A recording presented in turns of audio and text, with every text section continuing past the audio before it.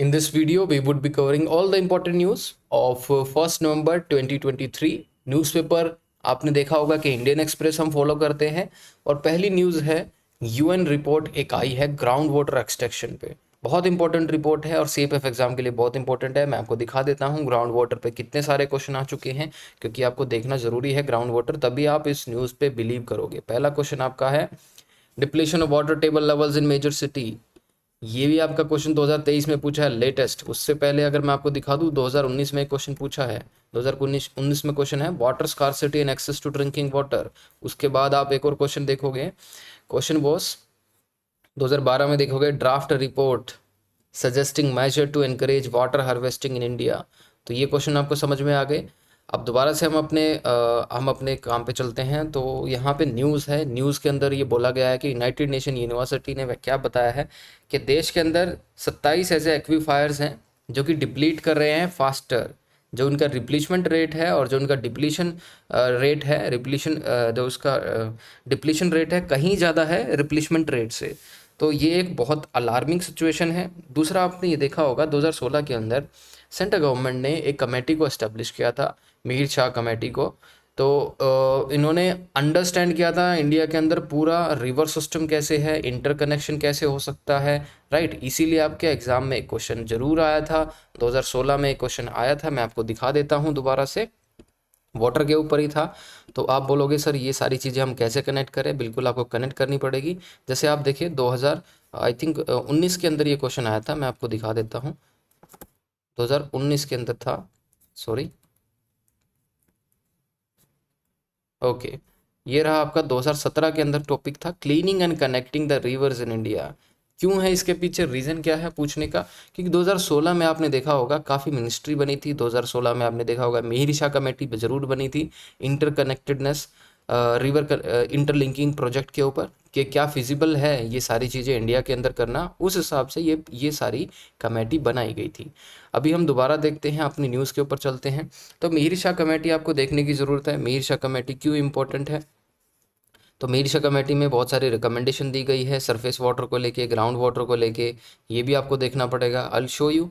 Mihir Shah committee में अगर आप यहाँ पे देखोगे, कमेटी ने सजेस्ट किया था, कमेटी ने क्या सजेस्ट किया था, urgent overhaul of the current water management system required है। उसके साथ ये भी बोला था कि जैसे हम सरफेस वाटर की हम मैनेजमेंट करते हैं, ऐसे ग्राउंड वाटर मैनेजमेंट की भी ज़रूरत है। और ये हमारे सामने एक नया चैलेंज भी उभर के आया है।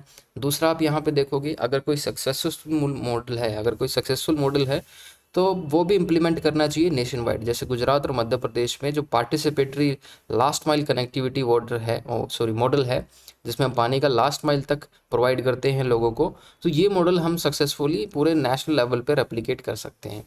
दूसरा, उन्होंने एक रिकमेंडेशन ये दी थी कि हम क्या कर सकते हैं, डिसेंट्रलाइज मैनेजमेंट कर सकते हैं पानी की। ये भी बहुत इंपॉर्टेंट है। डिसेंट्रलाइजेशन करने का मतलब है कि हम बहुत बड़ा रिजर्वियर ना बना के हम छोटे छोटे चेक डैम बना सकते हैं, राइट। तो इन्होंने बोला है, इस पैनल ने वार्न भी किया था कि dependence on large dam project ये सही नहीं है। हमें छोटी छोटी इरिगेशन फैसिलिटी को हर एक जगह पे क्या करना पड़ेगा, एस्टेब्लिश करने की ज़रूरत है। तो डिसेंट्रलाइज मैनेजमेंट करने की ज़रूरत है। पंचायत लेवल पे मैनेजमेंट हो, सिटी लेवल पे चेक डैम बनाए जाएँ छोटे छोटे, तो डिसेंट्रलाइजेशन करने की ज़रूरत है। अच्छा, तो दोबारा से हम अपने टॉपिक पे आते हैं। टॉपिक आपको दिख रहा है कि यूएन की रिपोर्ट है, मिहिर शाह कमेटी का रिकमेंडेशन आपको पता चल गया। नीति आयोग की रिपोर्ट आपको देखनी होगी। NITI Aayog plus central water commission क्या बोलते हैं कि सेंट्रल वाटर कमीशन ने भी ये बोला है कि कंट्री के जो एक्वीफायर हैं वो पूरे स्टेट के अंदर है। तो नीति आयोग और सेंट्रल वाटर कमीशन की रिकमेंडेशन भी यही है। उसके साथ ही ये सारी चीज़ें हो गई हैं देश के अंदर। फिर यूनियन जल शक्ति मिनिस्ट्री क्या करती है, एक नया इनिशिएटिव लेती है, अटल अटल भूजल योजना। 7 स्टेट्स के अंदर 78 डिस्ट्रिक्ट्स में एक एक पर्टिकुलर स्कीम वो चलाती है। स्कीम का मेन उद्देश्य क्या है? 2020 से स्कीम चली है। मेन उद्देश्य ये है कि जो बिहेवियरल एस्पेक्ट्स को चेंज करना है हमें इन 7 स्टेट्स में। तो बिहेवियरल एस्पेक्ट्स को चेंज करना है। चेंज करके क्या करेंगे, जो डिप्लीटिंग ग्राउंड वाटर है उसको अरेस्ट करना है, राइट। तो उसको अरेस्ट करना है बिहेवियरल चेंज के साथ। वाटर हार्वेस्टिंग पे बहुत ज़्यादा जोर दिया जाएगा। तो इसके साथ यहाँ पे एक और इम्पोर्टेंट रिपोर्ट ये लगा सकते हो आप कि मिनिस्ट्री ने बताया था कि ग्राउंड वाटर एक्सट्रैक्शन इरीगेशन को लेके डोमेस्टिक और इंडस्ट्रियल यूजेस को लेके 6 बिलियन क्यूबिक मीटर 2022 में क्या देखोगे आप, ये ग्राउंड वाटर एक्सट्रैक्शन हुआ है। ठीक है, 6 billion cubic metre, right, this is important. 2020 से 2022 में 2 साल के अंदर 6 बिलियन क्यूबिक मीटर जो है आपका ग्राउंड वाटर एक्सट्रैक्शन हुआ है। किसके लिए? इरिगेशन के यूज़ के लिए, डोमेस्टिक और इंडस्ट्रियल। तो ये बहुत बड़ा नंबर है, ये दिखाता हमारी ग्रेविटी ऑफ सिचुएशन को। उसके साथ आप देखोगे इंडिया एक ऐसा देश है, काफ़ी देशों में से चाइना, यूएस, इनको अगर हम कंपेयर करें तो इंडिया सबसे ज़्यादा ग्राउंड वाटर को यूज़ करता है ग्लोबली। सेंट्रल ग्राउंड वाटर की एक और रिपोर्ट है जिसमें बोलते हैं कि 70% जो वाटर है जो कंट्री के अंदर यूज़ हो रहा है किसी भी फॉर्म में, वो ग्राउंड वाटर यूज़ हो रहा है, राइट। उसके साथ आप देखोगे ट्यूबवेल, बोरवेल, ये सारी चीज़ें हम यूज़ करते हैं एग्रीकल्चर के लिए। उसके साथ शाह कमेटी की भी रिकमेंडेशन थी, उन्होंने बोला था कि ये सारी चीज़ें जो हो रही हैं इसके पीछे कुछ रीज़न है जिसमें हम पावर सब्सिडी ज़रूर दे रहे हैं, किसानों को पावर सब्सिडी दे रहे हैं। पावर सब्सिडी देने का कारण ये है उनको बिजली सस्ती पड़ती है, बिजली सस्ती पड़ती है तो वाटर का एक्सट्रैक्शन वो करते रहते हैं। ठीक है, जिससे पंजाब के अंदर हमने देखा है बहुत बड़ा हमने डिप्लीशन देखा है वाटर टेबल का, क्योंकि पंजाब के अंदर पावर सब्सिडी बहुत ज़्यादा है। अब एक चीज़ आपको ये समझनी होगी, इंडिया के अंदर आप देखोगे फिजियोग्राफी डिफरेंट है। साउथ के अंदर जहाँ पे आप देखोगे सदर्न इंडिया के अंदर आपको ये देखने की ज़रूरत है, क्योंकि यहाँ पे रिचार्ज नहीं हो पाता पानी का। क्यों? क्योंकि यहाँ पे आपने देखा होगा जो टोपोग्राफी है या फिर यहाँ पे जो लिथोग्राफी है, यहाँ पे आपको देखना होगा यहाँ पे हार्ड रॉक से ज़मीन बनी है, तो एक्वीफायर को रिचार्ज करना it's really impossible. So already impose limitation on charging. दूसरा आपने देखा होगा सदर्न इंडिया के अंदर हॉटर टेम्परेचर रहता है, तो ये साउथ वेस्ट के अंदर जितनी भी स्टेट्स हैं यहाँ पे एक्वीफायर्स की बहुत ज़्यादा प्रॉब्लम है और वाटर क्राइसिस आने मतलब इन फ्यूचर बहुत ज़्यादा होगा। महाराष्ट्र के अंदर आपको पता है लातूर में ड्रॉट आया था 2016-17 के करीब, वाटर ट्रेन भी यहाँ पे चली थी, तो ये सिचुएशन रहेगी। तो लास्ट में इन्होंने बोला कि the use of technology that allow people to monitor the water available in their borewells could be the first step to nudge them to maintain aquifer responsibility. तो ऐसी कोई टेक्नोलॉजी जिनसे पता चल जाए उस एरिया के अंदर कितना पानी एक्वीफायर्स के अंदर है कितना नहीं है, जो मैनेजमेंट के लिए हमारे लिए बहुत ज़रूरी है। ओके, नेक्स्ट न्यूज़ देखते हैं। Jammu and Kashmir policeman shot dead near home by militant, right. ये एक न्यूज़ है, बहुत इंपॉर्टेंट है, आपको बस यहाँ से ये देखना है कि जम्मू एंड कश्मीर में ये हो क्यों रहा है। क्योंकि लास्ट ईयर भी हमने देखा था टारगेटेड किलिंग ज़रूर थी, टारगेटेड किलिंग जिसमें एक पर्टिकुलर माइनॉरिटी के लोगों को ही टारगेट किया जा रहा था। ये बस आपको ये समझना, ये ट्रेंड है जम्मू एंड कश्मीर के अंदर, एक टारगेटेड किलिंग एक ट्रेंड है और हमारी सिक्योरिटी सिनेरियो के लिए एक बहुत बड़ा खतरा है। इससे ज़्यादा आपको इसमें समझने की कोई ज़रूरत नहीं है। अगर JNK मिलिटेंसी पे क्वेश्चन पूछने के चांसेस बढ़ जाते हैं इससे, क्योंकि टारगेटेड किलिंग है, कई साल से चला हुआ है और आने के चांसेस। उसके साथ जम्मू एंड कश्मीर को थोड़ा आपको समझने की ज़रूरत है, बहुत इंपॉर्टेंट है ये एरिया, इसको यहाँ से आप समझिए। अगर आपको नॉर्थ टू साउथ ये सारी रेंजेस अगर आपको अरेंज करने के लिए बोले तो आपको आना चाहिए, क्योंकि सबसे ऊपर आपने देखा होगा दिस इज, ये कौन सी रेंज है? काराकोरम। काराकोरम के नीचे क्या है? लद्दाख। लद्दाख के नीचे क्या है? जास्कर। जास्कर के नीचे ग्रेट हिमालयन रेंज, और ग्रेट हिमालयन रेंज के नीचे आपने देखा होगा पीर पंजाल। पीर पंजाल के नीचे धौलाधर। धौलाधर के नीचे शिवालिक। तो ये सारी रेंजेस आपको पता होनी चाहिए। अब मैं आपसे क्वेश्चन पूछूंगा, आपको बताना है। जो बुर्जल पास है, ठीक है, वो कौन से रेंज पे है? जाहिर सी बात आपको दिख रहा है वो ग्रेट हिमालयन रेंज पे है। ठीक है, क्वेश्चन अब ये नहीं है, क्वेश्चन मैं आपसे दूसरा पूछूंगा। क्वेश्चन ये है, पीर पंजाल पास जो है कौन सी दो जगह को जोड़ता है? बनिहाल पास कौन सी दो जगह को जोड़ता है? रोहतांग पास कौन सी दो जगह को जोड़ता है? राइट। उसके बाद आप देखोगे ये सारी चीज़ें हो गई, तो ये आपको बताना पड़ेगा मुझे कि कहाँ कहाँ पे ये बारालाचा जो पास है ये कौन सी जगह को जोड़ता है, राइट। तो ये आपके लिए क्वेश्चन है। अब मैं एक और चीज़ आपको बता देता हूँ, हम इसको क्या करेंगे, इस एरिया को थोड़ा अंडरस्टैंड करने की ज़रूरत है, क्योंकि यहाँ पे गलवान वैली इंसिडेंट हुआ था, तो इस एरिया को थोड़ा सा समझने की और ज़रूरत है। यहाँ पे सोडा प्लेन्स हो गए, यहाँ पे डेप्सांग प्लेन हो गया, ये समझने की ज़रूरत है आपको। इसके साथ ही आप यहाँ पे देखिए, ये है शोक रिवर, ओके, ये है जास्कर रिवर, ओके, और ये है इंडस रिवर। यहाँ पे इसकी जो लेफ्ट बैंक ट्रिब्यूटरी है वो जास्कर है, ठीक है। अब यहाँ पे पेंगोंग सो जो लेक है ये समझने की ज़रूरत है। ये जो इंडिया की आप देखोगे टेरिटरी है, ये इंडिया ने बताया है, लेकिन जो एक्चुअल में होल्ड करते हैं हम एरिया, वो कम है इंडिया के पास, क्योंकि आपको पता है यहाँ पे अक्साई चीन भी है, काफ़ी एरिया जो है चाइना की ऑक्यूपेशन में है अभी भी। तो इस पेंगोंग सो लेक का हम 1/3 पार्ट ही क्या कर पाते हैं, एक्सेस कर पाते हैं, और हमारे अंडर 1/3 पार्ट ही है। ओके, तो पेंगोंग सो लेक ये हो गई। उसके नीचे ठीक है चुशुल सेक्टर, यहाँ पे आपको पता होगा मगर टॉप और ये सारी चीज़ें, जहाँ पे स्पेशल फ्रंटियर फोर्स ने ऑपरेशन भी किया था, एक हायर पीक के ऊपर उन्होंने क्या किया था, क्लेम किया था। ठीक है, ये भी बात ठीक है। उसके बाद सो मोरिरी, ये भी आपकी एक लेक है, तो इसको आपको नॉर्थ टू साउथ है जो याद करने की ज़रूरत है। पेंगोंग सो के नीचे आती है सो मोरोरी। उसके साथ ही आप यहाँ पे आप देखोगे साउथ ईस्ट के अंदर जब आप देखोगे ये ढेर सारे पास हैं। शिपकिला पास, मुझे बताना होगा कौन सी ऐसी रिवर है जो शिपकिला पास से इंडिया के अंदर एंटर करती है। उसके साथ आप देखोगे माना पास, नीति पास, ये दो इंपॉर्टेंट पास हैं। ये आपको देखना होगा कि माना पास और नीति पास जो है ये कौन सी दो कंट्री को जोड़ता है। लीपू लेक, ये भी आपको देखना होगा, दिस इज इम्पोर्टेंट, समझे। अगली बार जब हम इसको देखेंगे, जब मैं आपसे डिफरेंट क्वेश्चन जरूर पूछूंगा। Now next news is, president ने टर्मिनेट किया है एक मेजर को जो कि स्ट्रेटेजिक फोर्सेस यूनिट के अंदर था for the breach of security. Question क्या बनेगा, क्वेश्चन ये हनी ट्रैपिंग के ऊपर क्वेश्चन बन सकता है, क्वेश्चन बन सकता है कि लीक ऑफ इंटेलिजेंस, क्वेश्चन बन सकता है कि साइबर अटैक्स के क्वेश्चन बन सकता है, साइबर वॉरफेयर से क्वेश्चन बन सकता है। तो इस तरह की जो आपकी सेंसिटिव इन्फॉर्मेशन है, अगर वो लीक हो जाए, ठीक है, तो वो लीक हो जाए तो कैसे वो सिक्योरिटी के लिए एक बहुत बड़ा खतरा बन सकती है। तो इसमें आपको सिर्फ ये जो पर्टिकुलर इंसिडेंट है इनको याद रखने की ज़रूरत है। आप इनको एज एन एग्जांपल यूज़ करोगे अपने आंसर राइटिंग की तरफ। छोटी न्यूज़ है, लेकिन इन न्यूज़ को आप अपनी केस स्टडी में यूज़ कर सकते हो जब आप ऐसे राइटिंग करते हो। तो बहुत ही साइंटिफिक वे से आप लोगों की लर्निंग हो रही है। ऐसा नहीं कि जो इंपॉर्टेंट न्यूज़ आपको लग रही है कई बार आपके एग्जाम के लिए इंपॉर्टेंट नहीं है। बहुत सारी ऐसी न्यूज़ हैं जो आपको इंपॉर्टेंट लगेगी जब आप दूसरे प्लेटफॉर्म पे पढ़ते होगे, जब आप मैगजीन्स को फॉलो करते होगे, क्योंकि वो न्यूज़ इंपॉर्टेंट है। बट आपके एग्जाम के लिए इंपॉर्टेंट क्या है, आपके एग्जाम के लिए आपके सच में एग्जाम में काम कौन से करने वाली है, आपको ऐसे राइटिंग में मदद कौन से करने वाली है, तो वो मैटर करता है। तो सिर्फ आपको ये याद रहना चाहिए, एक मेजर को टर्मिनेट किया गया है किसके लिए, स्ट्रेटेजिक फोर्सेस यूनिट के अंदर for the security breach, right. तो इन्होंने एक पर्टिकुलर ग्रुप भी बनाया है व्हाट्सएप के अंदर, जहाँ पे उस व्हाट्सएप का ग्रुप का नाम है पटियाला पैक, जिसमें काफ़ी ऑफिसर्स जुड़े हुए हैं। और यहाँ पे कुछ ऐसा कुछ हुआ है जिसमें इंटेलिजेंस लीक का कुछ इनके ऊपर एलिगेशन है, और वो प्रूव भी हो गया जब बोर्ड ऑफ इंक्वायरी वहाँ पे बैठी थी, ठीक है।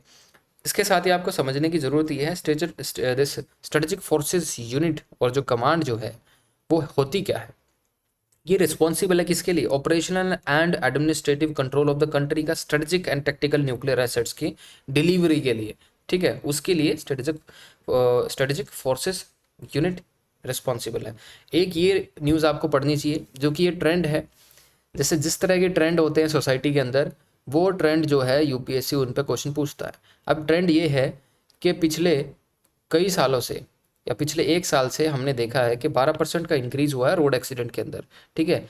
4.6 लाख हमने देखा है रोड एक्सीडेंट हुए हैं, 4.6 लाख रोड एक्सीडेंट हुए हैं, उसमें जो लोग मारे गए हैं, अगर उसकी हम बात कर ले, फैटिलिटीज़ की अगर हम बात करें तो काफ़ी जाने गई हैं, 1,68,491 जाने गई हैं। उसके साथ ही अगर इंजरी की बात करें तो 4,43,366 इंजर्ड हुए हैं, बहुत बड़ा नंबर है। और इसमें जो मरने वालों की जो संख्या है सबसे ज़्यादा अडल्ट हैं, 18 से 45 के एज में, जो कि प्रोडक्टिव एज होती है। तो प्रोडक्टिव एज में मरने वाले लोगों की सबसे ज़्यादा आप देखोगे नंबर है, तो 66.5% जो लोग हैं वो इस एज ग्रुप से बिलोंग करते हैं, समझे। तो ये जो डेटा है ministry of road transport and highway, तो कोई भी रिपोर्ट आए, अगर रोड एक्सीडेंट पे कोई रिपोर्ट आए, तो ये वाला जो आप सारा डेटा उसमें कोट कर सकते हो, समझ गए। ओके, तो एक और लास्ट न्यूज़ जो है वो शायद मैं यहाँ पे मिस कर गया, तो ये है लुक बियॉन्ड कोटा। ये बहुत इंपॉर्टेंट न्यूज़ है। महाराष्ट्र के अंदर आपको पता होगा, महाराष्ट्र के अंदर काफ़ी चीज़ें चली हुई हैं कोटा को लेके, मराठास के लिए कोटा अवेल करने के लिए काफ़ी डिसरप्शन हुआ है, वॉयलेंस हुआ है, काफ़ी लेजिस्लेटर ने क्या किया है, रेजिग्नेशन भी दिया है। तो ये सारी चीज़ें आपको पता होनी चाहिए। अब क्यों आपको ये पता होना चाहिए, ये मैं आपको प्रीवियस क्वेश्चन से कनेक्ट करके दिखाऊंगा, क्योंकि आपके एग्जाम में एक क्वेश्चन जरूर पूछा है। I will show you the question मैं आपको दिखा रहा हूँ। क्वेश्चन ये है, क्वेश्चन है, क्वेश्चन नंबर आप देखोगे D, reservation suppresses civil dynamism, reservation suppresses civil dynamism. तो ये क्वेश्चन आपका जरूर पूछा है। एक और क्वेश्चन आपका पूछा था, वो आपका आर्ग्यूमेंट राइटिंग में क्वेश्चन पूछा है। मैं आपको दिखा देता हूँ, आर्ग्यूमेंट राइटिंग का भी एक क्वेश्चन है, बहुत इंटरेस्टिंग क्वेश्चन है। क्वेश्चन मैं आपको दिखाता हूँ।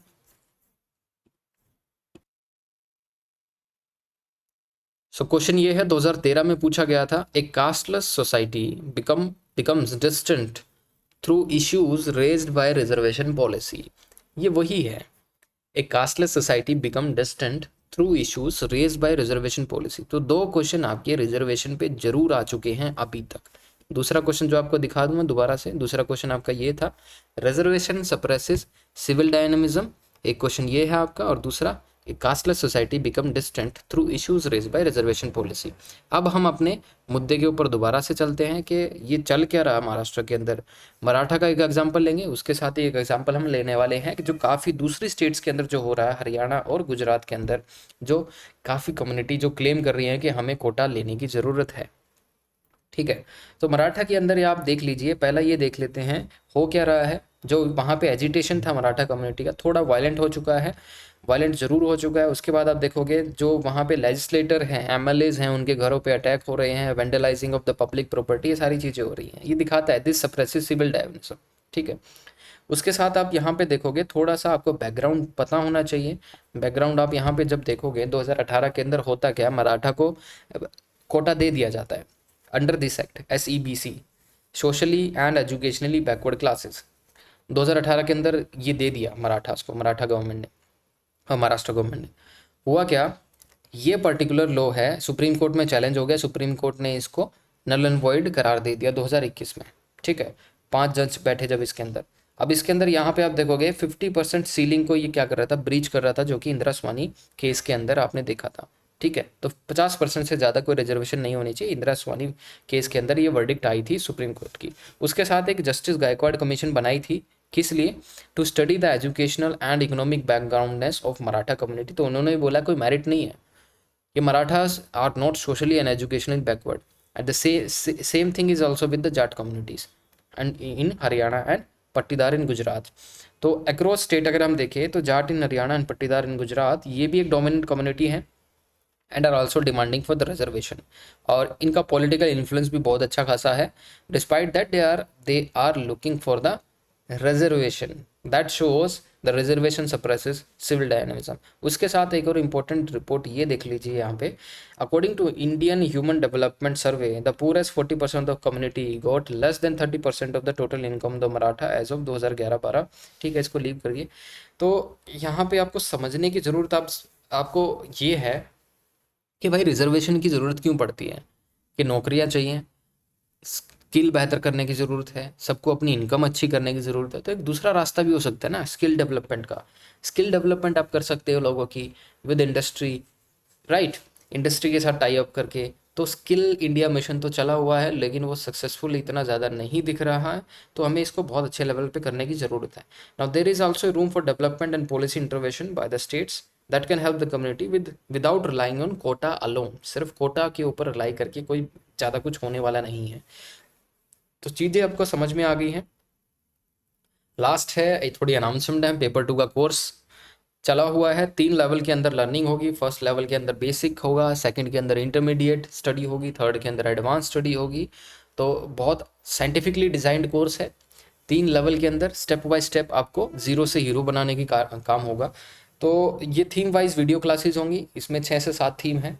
हर एक थीम को 3 लेवल के अंदर डिवाइड किया गया है, हर एक थीम को 3 लेवल के अंदर पढ़ाया जाएगा।